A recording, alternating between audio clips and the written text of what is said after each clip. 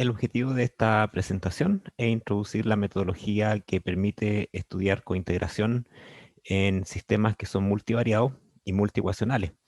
Esto es, cuando tenemos un vector de variables, nosotros vamos a poder determinar si existen relaciones de cointegración entre ellas, pero no vamos a hacerlo de la misma forma que hicimos con Engle-Granger, donde era un sistema o un ambiente unicuacional, sino que acá vamos a trabajar, como dije anteriormente, un ambiente multiecuacional. Y para eso vamos a analizar un modelo que se llama modelo de vector autorregresivo con mecanismo de corrección de errores, que normalmente se denota como con esta sigla BEC, o también como barco integrado o CIBAR. Bueno, en general la literatura tiene bastantes nombres, pero están hablando exactamente de lo mismo. Y además, la metodología que permite analizar cointegración en sistemas que son multivariantes y multiecuacionales es un test de cointegración que es bastante utilizado y que se conoce como el test de cointegración de Johansen. Bien, entonces los modelos BAR que vimos anteriormente son normalmente usados cuando las series son todas integradas de orden cero. Es decir, que los modelos BAR normalmente están diseñados para variables que son estacionarias. Esto, por supuesto, limitaría nuestro análisis porque nosotros sabemos que en economía la mayoría de las variables son integradas de orden 1. Esto es, por ejemplo, presentan tendencia, cambio en media, etcétera. Por lo tanto, no podríamos utilizar el modelo VAR a no ser que nosotros llegáramos y calculáramos las primeras diferencias de esas variables y la incorporáramos en un modelo VAR. Pero ya sabemos que con eso estamos obviando las relaciones de largo plazo que podrían existir, específicamente las relaciones de cointegración.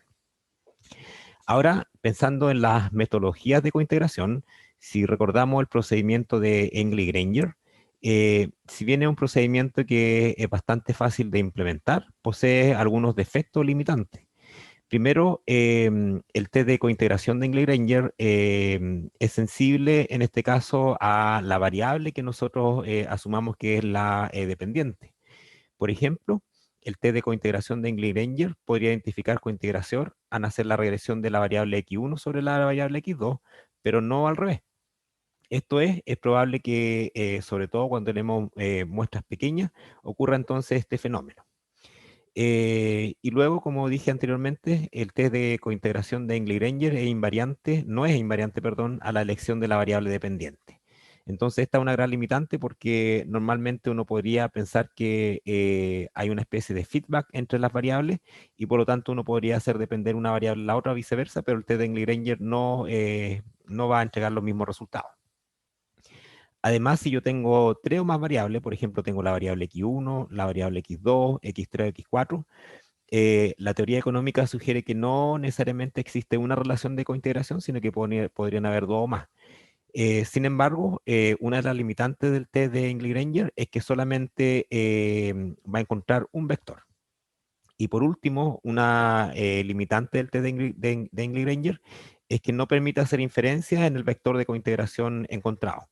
Esto quiere decir que una vez que nosotros determinamos el vector de cointegración mediante la metodología de Engle-Granger, no podemos hacer inferencias respecto de los coeficientes que aparecen en esa relación de largo plazo.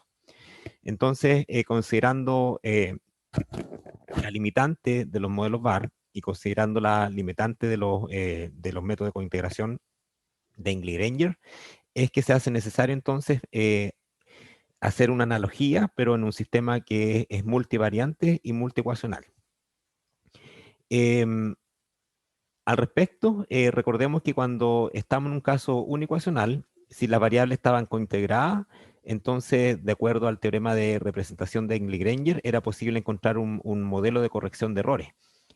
Era un modelo que separaba o que consideraba separadas las diferencias entre el corto plazo y las relaciones en niveles que eran las de largo plazo. Bueno, en un ambiente multiecuacional también se puede hacer una especie de analogía. Primero, entonces, lo que uno debe hacer es probar la existencia de cointegración entre el conjunto de variables que tenga, que es un vector de variables, y usando la o las relaciones de cointegración, porque ahora como tenemos un sistema multiecuacional, podríamos encontrar una o más relaciones de cointegración. Se podría estimar entonces un modelo de corrección de errores parecido al caso unicuacional, pero que ahora se conoce entonces como BEC C-bar o bar cointegrado. Y para probar la existencia de cointegración se utilizará un procedimiento de Johansen, entonces, que subsana las debilidades que posee el test de Engle y Granger.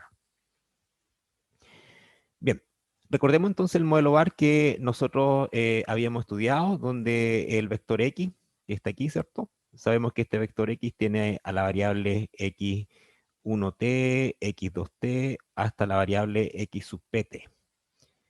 Esto quiere decir que es una variable o un vector de p por 1. Tiene p filas y una columna. Y es por eso entonces que este modelo bar está diseñado para trabajar con p variables y vamos a asumir entonces que tenemos el caso general que es con k rezagos. Por lo tanto, el vector xt yo lo expreso en función de su primer rezago, segundo rezago, hasta el rezago késimo, y más una matriz phi por d sub t, donde d sub t es un vector de elementos deterministas, o sea que aquí podría haber incluida constantes, dummy estacionales, tendencias, etc. Y además el vector epsilon sub t sabemos que es un vector de errores tipo ruido blanco.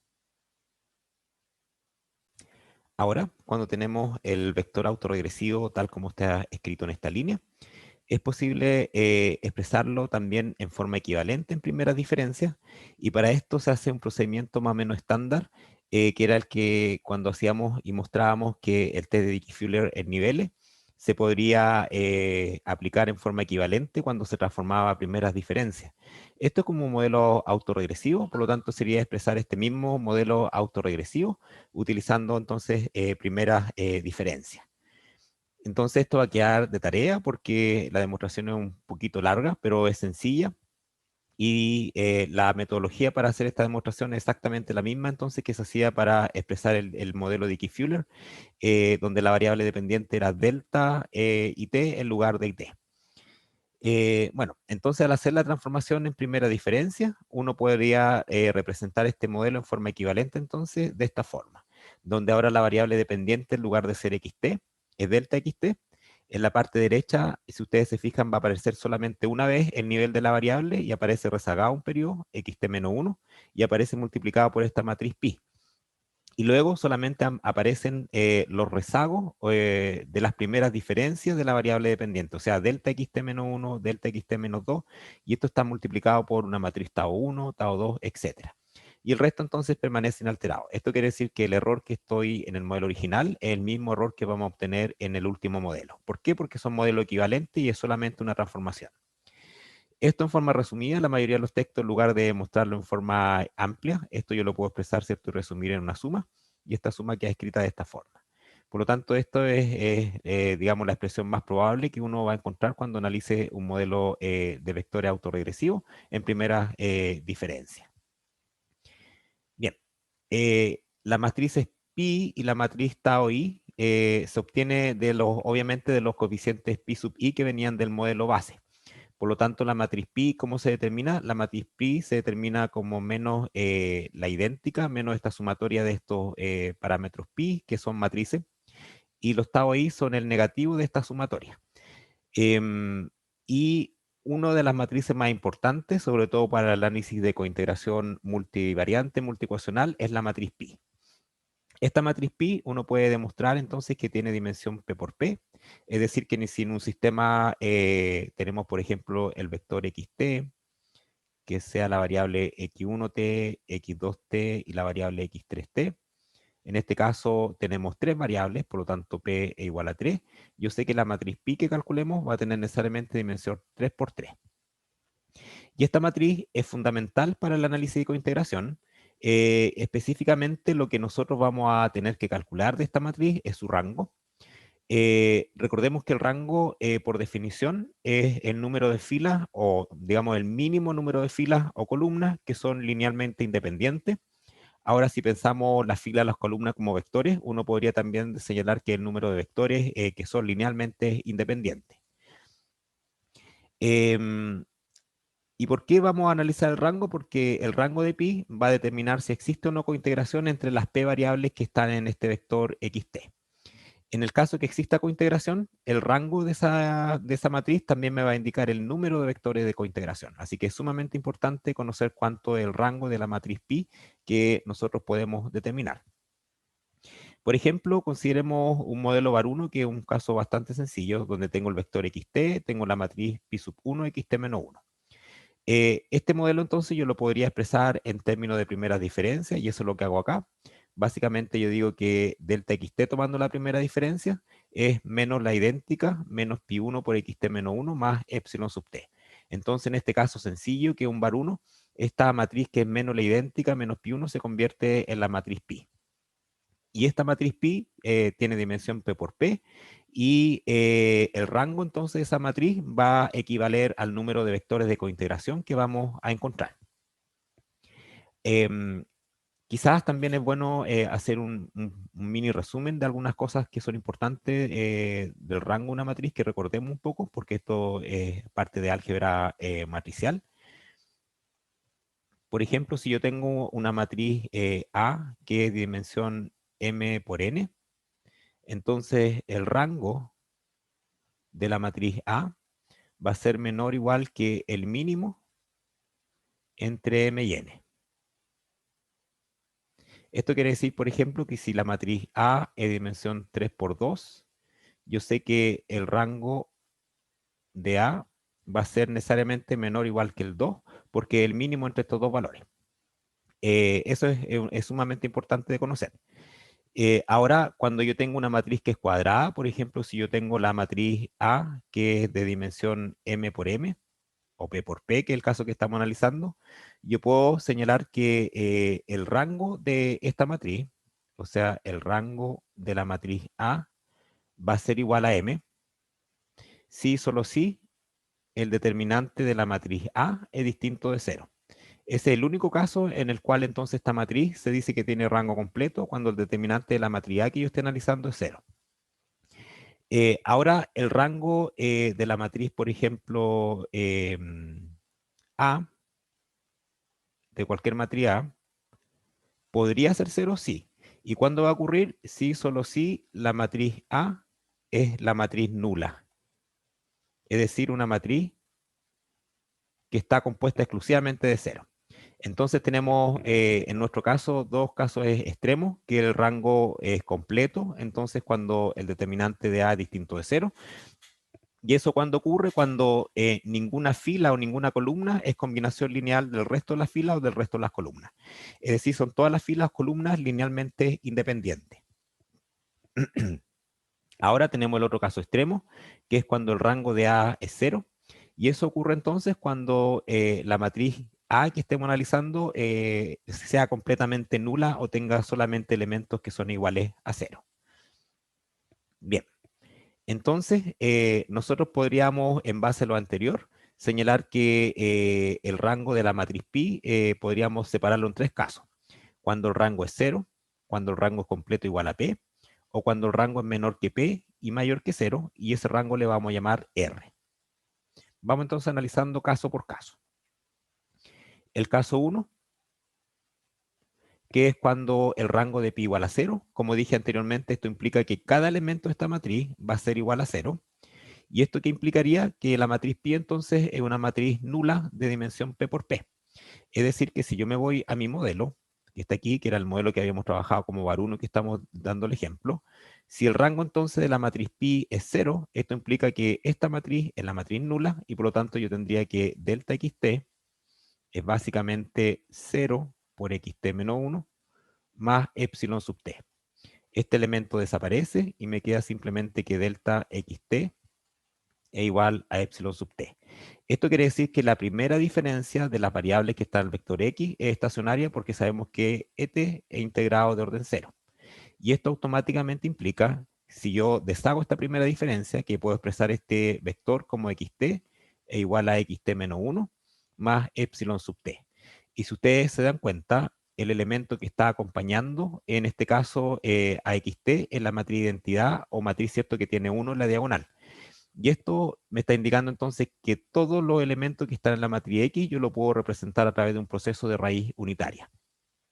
Luego, cuando entonces la matriz pi, si es que nosotros la calculamos y su rango es 0, podríamos señalar entonces que cada variable que está dentro de la matriz X, y que yo le llamo aquí la variable X y T, se comporta entonces como un proceso de raíz unitaria, y no existe una combinación lineal estacionaria entre las variables. Es decir, que a pesar que las variables son integradas de orden cero, es imposible combinarlas y obtener entonces una relación entre ellas y que sea estacionaria.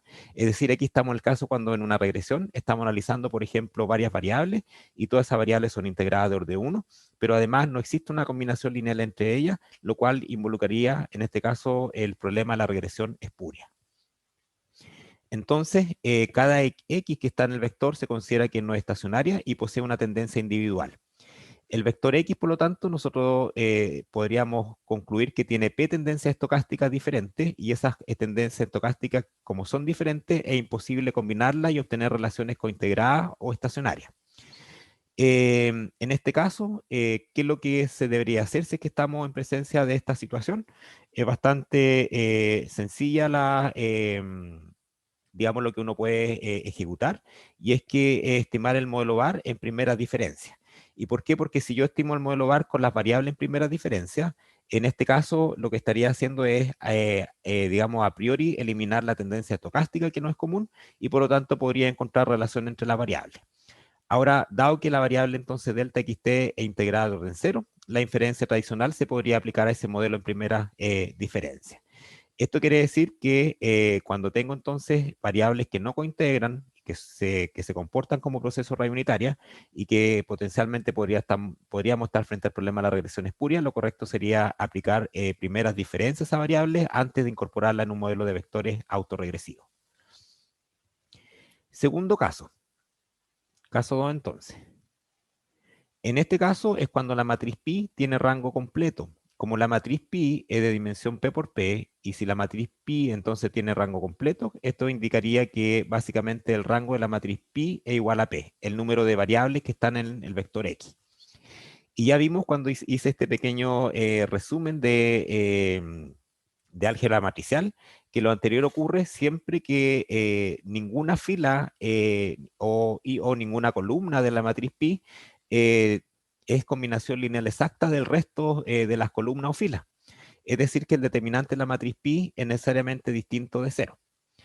Y pensando en la solución de largo plazo de delta xt, que es igual a pi xt menos 1, cuando el rango de pi igual a p, esto va a producir lo siguiente, va a producir que cualquier combinación de estas variables que tengo, de los elementos que están en pi, que yo le llamo pi sub 1, 1, pi sub 1, 2, yo lo puedo expresar con igualdad exacta a 0. Esto nuevamente repito, solamente cuando el rango es completo, como el caso que estamos viendo, que es el caso 2. ¿Cómo podríamos interpretar este caso? Este quiere decir que esto se interpreta y es todo lo opuesto a lo que vimos en el caso anterior. Ahora, todas las variables que están en el vector xt son integradas de orden cero. Por lo tanto, yo puedo señalar que xt, que yo sé que es un vector de variables, x1t, x2t, hasta xpt, son todas integradas de orden cero. Es decir, que son variables que ya por naturaleza eran estacionarias en niveles. En este caso, podemos modelar básicamente o trabajar con un modelo VAR normal, donde podemos aplicar la estadística estándar porque estaríamos trabajando exclusivamente con variables que son estacionarias. Ahora, el tercer caso, que es de hecho el caso más importante, caso 3, es cuando la matriz pi tiene un rango que no es completo, pero no es cero. Esto quiere decir que el rango de la matriz pi va a ser menor que p, va a ser mayor que 0, y ese rango lo vamos a anotar como R. Si el rango entonces de la matriz pi es R, que es menor que p, que es el número variable que está en el vector x, entonces desde el punto de vista estadístico, nosotros señalamos que entre las variables que estamos analizando en el sistema existen R relaciones de cointegración. En forma análoga, como tenemos R relaciones de cointegración que comparten en este caso la misma tendencia estocástica y tenemos P variable, esto quiere decir que hay P menos R tendencia entonces estocástica en el sistema. Esas tendencias estocásticas uno las puede interpretar como son aquellas variables que están generando shocks en el sistema, ya sea por ejemplo que un sistema no esté en equilibrio, sino que temporalmente, por ejemplo, salga de equilibrio. Ahora, si el rango es igual a 1, que sería también cierto un caso probable, nosotros señalamos que existe un único vector de cointegración que estará dado entonces por cualquier fila de esta matriz pi. más adelante vamos a aprender a identificar cómo podemos calcular entonces este vector. Entonces, este es el caso más relevante del punto de vista macroeconométrico, porque cuando tenemos variables económicas y existen relaciones de cointegración entre ellas, podríamos encontrar más de una, que va a ser lo más probable, y el rango entonces de esta matriz pi me va a permitir calcular ese número de vectores. Ahora, ¿por qué este caso es sumamente interesante de analizar? Porque cuando el rango de la matriz pi es R, que es menor que P, la matriz pi se puede descomponer en dos matrices, la matriz alfa y la matriz beta. Es decir, que cuando el rango de la matriz no es completo, yo tengo la opción de descomponer esta matriz pi en el producto de dos matrices, la matriz alfa y la matriz beta, donde la matriz alfa y beta tienen dimensión P por R. Entonces alfa yo sé que va a ser de P por R. Como tengo beta traspuesto, va a ser dimensión R por P. Y esto implica entonces que esta multiplicación es de P por P y podemos reconstruir la matriz pi que no tiene rango completo. Tiene un rango igual a R. Los elementos de la matriz alfa se conocen como la velocidad de ajuste.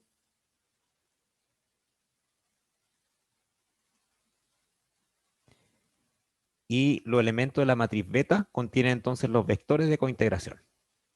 O los coeficientes, en este caso, los vectores de cointegración. Ahora, desde el punto de vista, si pensamos en el modelo de corrección de errores, este sería como la matriz alfa que nosotros encontrábamos en el modelo uniecuacional, donde esto indicaba con qué velocidad entonces se recuperaba los equilibrios una vez que el sistema salía de su equilibrio a largo plazo. Y aquí beta me va a estar entonces representando los coeficientes de las relaciones de largo plazo que podríamos encontrar entre las variables. Entonces, si tengo el modelo VAR generalizado que es este, que ya sabemos que lo podríamos escribir en primera diferencia siempre, y además estoy en el caso donde el rango de la matriz pi es R, que es menor que P y mayor que 0, entonces existirá un modelo de corrección de errores. Es decir, que en el caso multivariante igual podemos aplicar el test de, o perdón, el teorema de representación de English-Granger. Esto quiere decir que como tengo variables que están cointegradas, entonces necesariamente voy a encontrar un mecanismo de corrección de errores, no más que ahora el mecanismo de corrección de errores se aplica a nivel multiecuacional. Y este mecanismo entonces lo puedo encontrar en esta relación que está aquí, donde la matriz pi ya la puedo reemplazar entonces por su estimada, por su, digamos, descomposición, que es alfa por beta. Ahora, el número de vectores de cointegración, nosotros vamos a ver que más adelante lo vamos a poder determinar mediante la metodología de Johansen. Y además, cuando una vez que determinemos ese vector, y a diferencia de lo que ocurre con el método de cointegración de English-Granger, nosotros vamos a ser capaces de, en este caso, analizar las relaciones en esos coeficientes, hacer pruebas en esos coeficientes, y eso entonces lo vamos a aplicar mediante la metodología que se llama metodología de Johansen y Juzelius.